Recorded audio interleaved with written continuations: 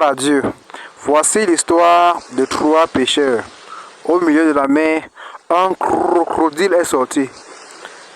Très, très fin. Mais comme ces trois pêcheurs mimaient le nom de Jésus-Christ, rien ne les est arrivé, car Jésus les a sauvés. Eux-mêmes n'ont pas compris pourquoi le crocodile est resté stable à sa position, resté immobile, jusqu'à ce que la pirogue partait au fur et à mesure. À un moment donné, le crocodile les a laissés sortir au bord de l'eau. Alors, croyez toujours en Dieu. Ayez la foi. N'abandonnez jamais, quelles qu'en soient les circonstances. N'abandonnez jamais. Ayez toujours cette foi en Dieu. Une relation avec Dieu, c'est important. Gloire à Dieu. Gloire vraiment à Dieu.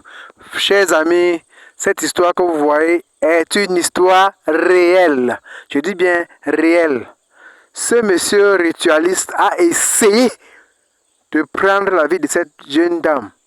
Mais comme la jeune dame est avec Dieu, comme la jeune dame est l'enfant de Dieu, comme la jeune dame croit en Dieu, vous-même vous voyez ce qui est arrivé à ce ritualiste. Il est dépassé. Regardez encore très bien la scène. Parce que il pense être plus fort que le Seigneur.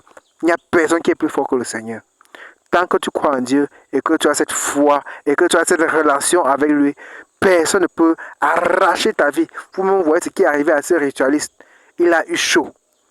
Pas du n'importe quoi. Parce que Dieu lui a donné. Et ce karma, personne ne peut soigner ce karma.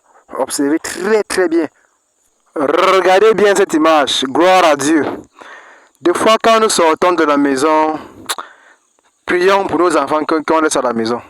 Parce que même avec ceux à qui on laisse, la négligence fait souvent certaines choses.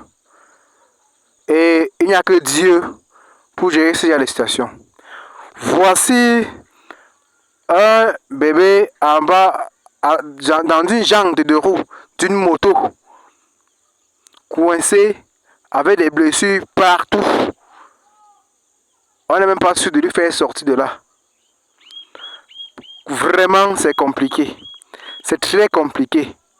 Alors, des fois, quand nous sommes à la maison, prions. Quand on sort de la maison, surtout, prions pour ces enfants-là. Et arrêtons cette négligence. Surtout les femmes, arrêtez cette négligence. Arrêtez cette négligence. Parce que, dans la plupart des temps, vous êtes dans les téléphones, on ne sait pas où vous êtes, et vous ne savez même pas, vous ne cherchez même pas à connaître là où l'enfant est. Voici maintenant une situation de ce genre. Qu'est-ce qu'on fait? Qui va soigner l'enfant? C'est l'homme?